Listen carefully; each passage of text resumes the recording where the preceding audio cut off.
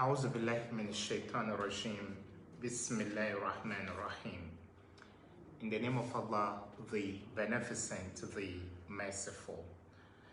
Welcome to our session. And today we are going to talk about what we started earlier. Emmanuel, okay. Yeah, you can bring it. You can bring it. Yes, it can come. Yes, you want to put on the AC. Okay, great. It's normally because of the sound. So maybe it can be off. Yeah, but you can bring it. Okay. Yes. Okay. Surah Al-Fatiha. We've spoken at length about Surah Al-Fatiha, and then we gave various explanations as to what the meaning of وَلَقَدْ أَتَيْنَاكَ سَبْعًا مِنَ الْمَثَانِي وَالْقُرْآنِ الْعَظِيمِ really means.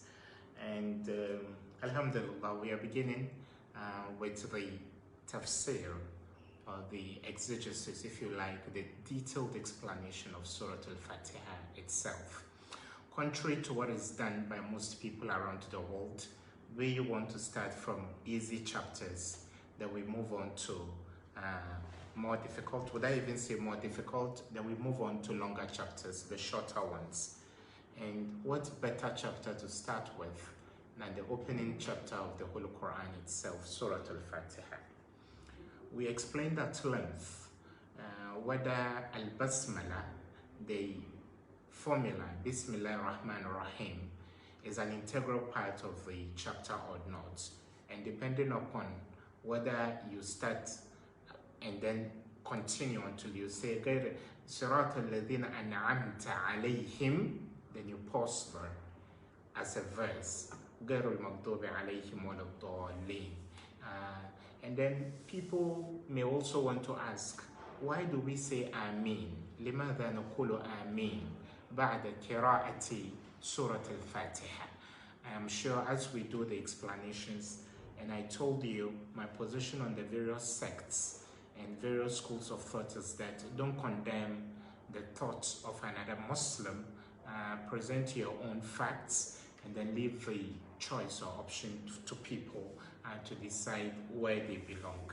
And as I've indicated, it's better we call ourselves Muslims than giving ourselves various labels. The Istiqamah people, when they recite Surah Al-Fatiha in prayer, in a salah, they don't say Ameen. And that is by way of information, but I believe inshallah as we proceed, you'll get to know the various schools of thought. If it's the Maliki school of thought, the Abu Hanifa, the Hanbali, or the Shafi'i, if you go beyond the circles of the Sunnis, even within that, whether the Tijanis or the Sufi people hold contrary opinions on various issues, then the Shiites people, and then the Ahmadi people, the Al-Sunnah al-Jama'ah, and all those groups. But as I keep indicating, it's better we use the generic term Muslims rather than these labels. Surah Al-Fatiha, maybe we'll do only 2 verses of Surah Al-Fatiha, and we've agreed it's made up of 7 verses. It begins with Alhamdu. Kalimatu Alhamd means praise. Alhamdu huwa athana'u ala al-jamil. Praises come in different shades and forms. You may praise a guy for being bad. Somebody is praised for being super wicked. But Alhamdu, because there are others, praises or thanks may come in the form of Alhamd. They may come in the form of Al-Madah. Al-Madah meaning praise. And when we were growing up, of course, we had Tijani upbringing, or mixed upbringing of Sunni and Tijaniya, or Al-Sunnah and Tijaniya. And you know up to this time that the beautiful Tijani tradition, you can have a scholar, and the scholar will have his own individual who praises him all the time. So in Hausa, you hear that this is the madah of such a person. A chief or a king may also have a madah. Then they tell you this is the madah of such a person. The act itself is al-fi'l. fi'lun, and then the one doing the action is al-fa'il. So you would say wannan shine madihi na wannan malam. If you have to speak Arabic, هذا هو مادح فلان. But we say madah ala wazni fi'l. So say you hear in the house, this is the madah of somebody. So madah al-madhu wal-hamdu wal-shukru كلها تعني الثناء، ولكن هناك الثناء على القبيح. When somebody can go and then commit murder, when you kill, you are praised. Don't you hear when soldiers carry out an operation, they get a badge of honor or a seal, something. And the act itself may be right or may be wrong, but the world will determine whether this is praiseworthy depending upon the status of the victim. If the victim was considered a bad guy, then they would be praised. And that would be positive praise in our own understanding as people. If the person killed was an innocent person, they would be praised anyway. But you can't associate anything negative with Allah subhanahu wa ta'ala. Alhamdu, Allah subhanahu wa ta'ala says, Alhamdu, praises be unto Allah. And this praise, as we've indicated, Alhamdu ma'anahu al-thana'u al-jamil. For example, if somebody gave you money, I want to give you the difference between ash-shukru wal-hamd. If somebody gave you money, you can tell him, ya akhi, ana uridu an ashkurak. I want to thank you, because the one doing the praise is benefiting from the act of the one being praised. But something like ash-shaja'a, courage, bravery. Oh, humida fulanun li shaja'atih. The one doing the praise may not necessarily benefit from your act of courage, which is positive. That is why you are being praised. And all things positive are associated with Allah subhanahu wa ta'ala. And we are thanking Allah subhanahu wa ta'ala ala ni'mati al-layl, because of the blessing of the night, wa ala ni'mati al-nahar, wa ala ni'mati al-matar. We thank Allah for the blessings of daylight. We thank Allah subhanahu wa ta'ala for the blessings of rain. All positive things are attributed to Allah subhanahu wa ta'ala. And here, Allah could have started Surah Al-Fatiha by saying, Hamdan lillahi rabbil alameen. But Allah subhanahu wa ta'ala uses the definite article, alhamdu, meaning the ultimate of all praises and thanks would go to Allah subhanahu wa ta'ala. So alhamdu huwa thana'u ala al-jamil. Wallahu subhanahu wa ta'ala ajmal. Allah subhanahu wa ta'ala does all the beautiful things, his beautiful characteristics, his qualities of uluhiyya, qualities of rububiyyah, all of those things make Allah subhanahu wa ta'ala unique and deserving of our praises and thanks. So alhamdu. After Allah subhanahu wa ta'ala opens Surah Al-Fatiha with alhamdu, he says, lillahi. This praise or thank goes to somebody called Allah. And way before the Prophet Muhammad sallallahu alaihi wasallam, those who were sent before him, they told people about Allah. Then they would question them. Who is this Allah? Fir'aun even questioned Musa alayhi salam. وَمَا رَبُّ الْعَالَمِينَ? Who is this Lord of the worlds you are talking about? And then the people of the Prophet ﷺ, the Quraysh, وَإِذَا قِيلَ لَهُمُ اسْجُدُوا لِرَحْمَنِ قَالُوا وَمَا الرَّحْمَنِ? Like, you have to define this God you are talking about. So there were times people would walk up to the Prophet and say, Ya Rasulullah, Ayn Allah? Messenger of God, where is Allah? And Allah would tell them, the Prophet ﷺ would tell them, Allahu fis sama. Allah is in the heavens. So you need to understand Allah, because alhamdu, the praise we are talking about, the shukr wa thana ala al-jamil we are talking about here goes on to wahu Allah. هذا الحمد لمن ليس لك ولا لي ولكن لله وما الله أو ومن Allah. من هو Allah? We need to understand who Allah is.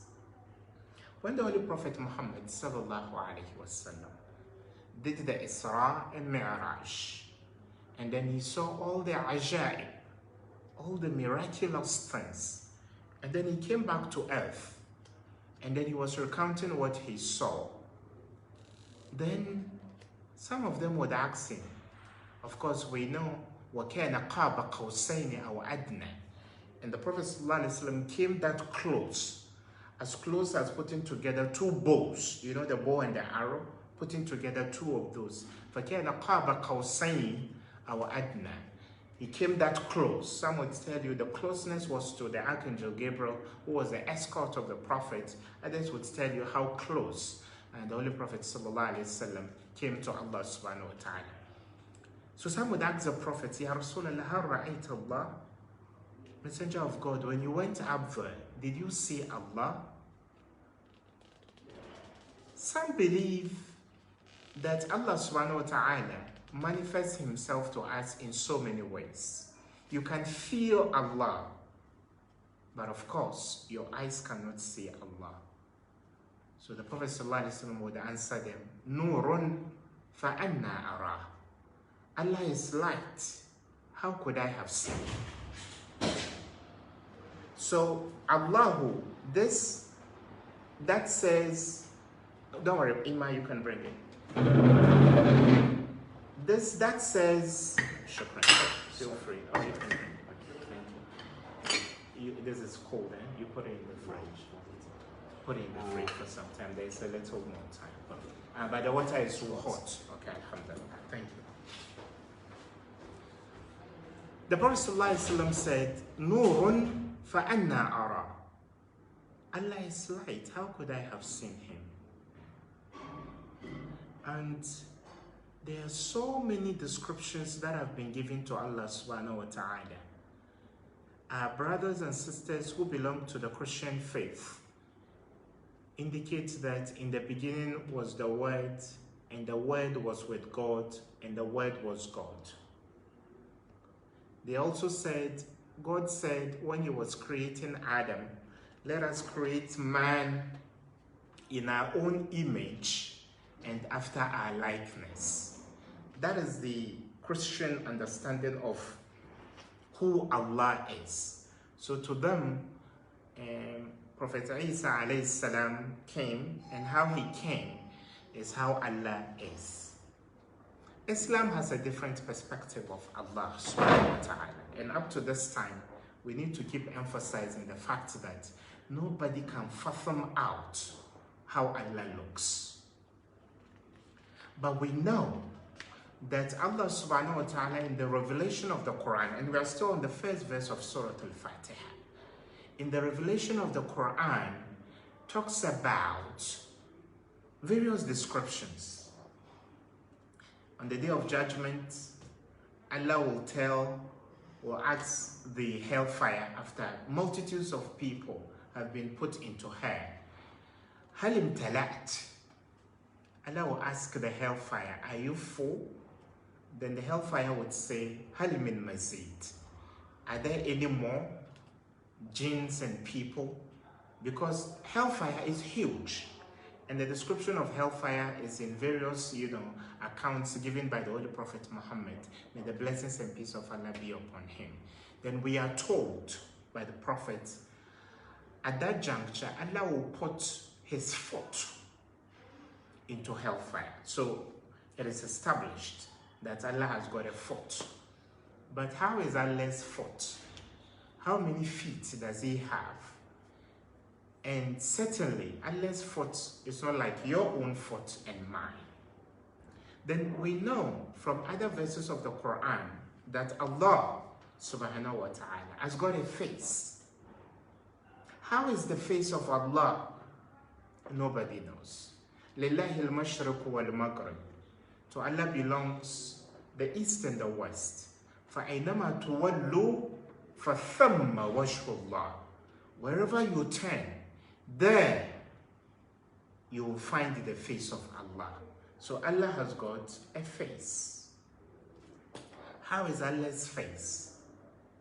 Does it look like my face and yours? Allah knows best.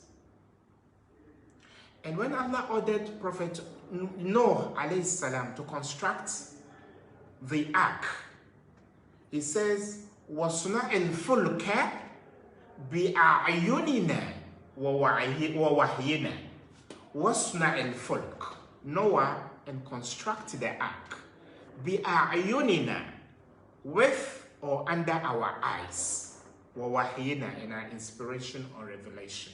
So Allah has got what? Eyes. But how do the eyes of Allah look? Nobody knows. Subhanah. So we've established that Allah has got a foot, maybe feet. Only Allah knows how those blessed feet look like. Allah has got a face. And we've explained from the Quran that wherever we turn, whether east or west, there you'll find the countenance of Allah subhanahu wa ta'ala. Then Allah has got eyes. Allah has got eyes.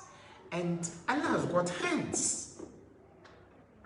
You remember when Banu Israel, the children of Prophet Yaqub, the children of Israel, were questioning Musa alayhi salam, Prophet Moses.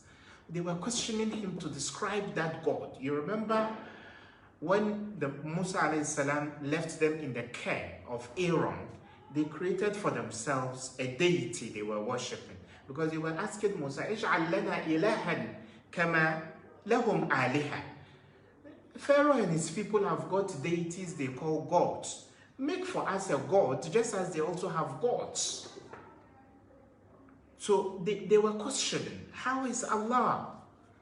That was why Fir'aun alayhi salam, when he was asked, وَمَا الرَّحْمَنُ وَإِذَا كِلَ لَهُمُ اسْجُدُوا لِلرَّحْمَنِ قَالُوا وَمَا الرَّحْمَنُ. In the case of the Prophet sallallahu alayhi wasallam, the Quraysh were asked to prostrate to Ar-Rahman. Allah subhanahu wa ta'ala, they said, what is Ar-Rahman? And then Pharaoh also asked Musa alayhi salam, despite all the 9 signs that were given to him, he said, وَمَا رَبُّ الْعَالَمِينَ. Who is this?